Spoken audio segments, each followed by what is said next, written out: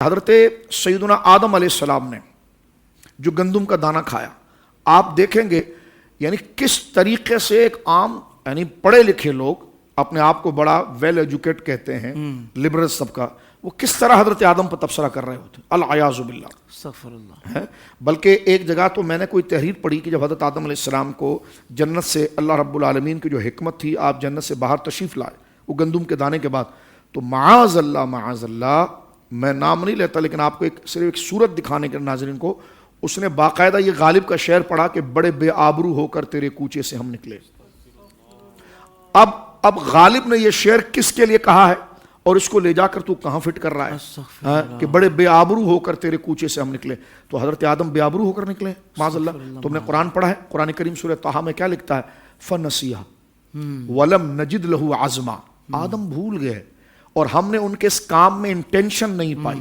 اس میں ان کا عزم نہیں پایا۔ تو گناہ تو اس کام کو کہتے ہیں، بے آبرو ہونا تو اس کام کو کہتے ہیں کہ جب بندہ کوئی غلط کام کو غلط یقین کر کے حافظ صاحب اس کو جان کر ادراک کر کے انٹینشن نیت اور عزم کے ساتھ وہ گناہ کا کام کرے گا تو وہ گناہ قرار پائے گا۔ لیکن بھول، اور قرآن کی نص موجود ہے نا سورہ طٰہٰ میں،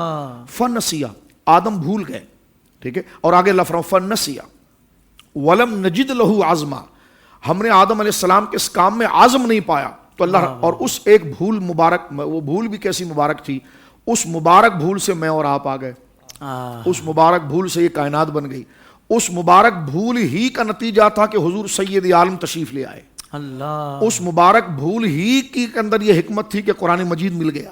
اس مبارک بھول میں ہی ایک مقام تھا کہ جنت اور جنت کا مقام مل گیا، ساری کائنات ہے۔ تو اس ایک بھول کے اندر آپ دیکھیے کیا حکمت ہے، سورہ اعراف میں دیکھیے ایسا وہ معاملہ تھا۔ حضرت آدم کے سامنے جب شیطان آیا اور اس نے قسم اٹھا کر کہا تھا نا کہ جو اللہ نے آپ کو جس درخت سے منع کیا ہے یہ وہ درخت نہیں ہے، تو حضرت آدم علیہ السلام نے یہ سوچا کہ جنت میں رہنے والا شخص کبھی جھوٹی قسم کھا سکتا ہے؟ تو اب آپ دیکھیے اس کو بے آبرو ہونا کہیں گے، اور آپ نے اس چیز کو لیا اور اس سے کتنے آگے جو ہے اس سلسلے شروع ہوئے، جس طرح کائنات بنی، انسان ماری سے وجود میں آیا اور جنت کا قیام ہوا، جناب سید عالم کی جلوہ گری ہوئی اور حضور سید عالم کی بعثت ہوئی، ہم نے حضور سید عالم کا کلمہ پڑھا، اللہ کی محبت کو پایا۔ تو یہ ساری حکمتیں کہاں پر پوشیدہ تھی؟ اس میں ایک آخری جملہ اس حوالے سے کروں گا۔ اب دیکھیں یہاں پر بھی بڑی ایک عجیب سی جہالت میں کہ لگے نہیں وہ تو شیطان جیت گیا۔ ہم نے کہا یہ آپ نے کہاں سے غلط نتیجہ نکالا کہ شیطان جیت گیا؟ شیطان کی وجہ سے حضرت آدم علیہ السلام جو ہے وہ جنت سے باہر آ گئے۔ ہم نے کہا نہیں، شیطان نہیں جیتا، جیتے حضرت آدم ہے، کیونکہ آپ کی پشت کے اندر تو اللہ رب العالمین نے کافر مومن سب کی روحیں رکھی تھی نا۔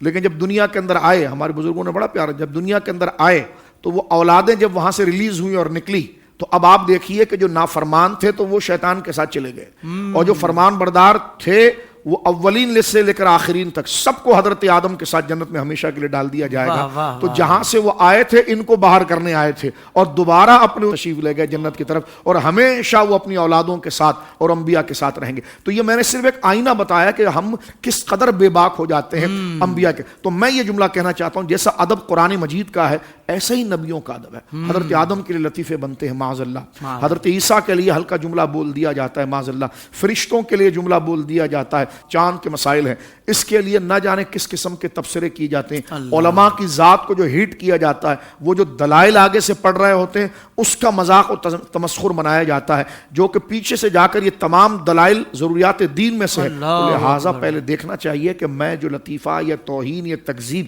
یا استہزاء یا مذاق بنا رہا ہوں یہ کس چیز کا بنا رہا ہوں، وہ چیز ایمانیات سے ہے کہ نہیں، تو لہٰذا اس کا علم حاصل کرنا ہماری زندگی کا ہی سب سے بڑا مقصد ہے۔ سبحان اللہ۔ سوشل میڈیا پر اسلام کی صحیح تعلیمات جاننے کے لیے ابھی حافظ سائر قادری کا نیا YouTube channel Islamic digital studio subscribe کر لیں، اور ہاں نوٹیفیکیشن بیل آئیکن کو بھی پریس کر لیں تاکہ ہماری نئی ویڈیوز آپ تک بر وقت پہنچ سکیں۔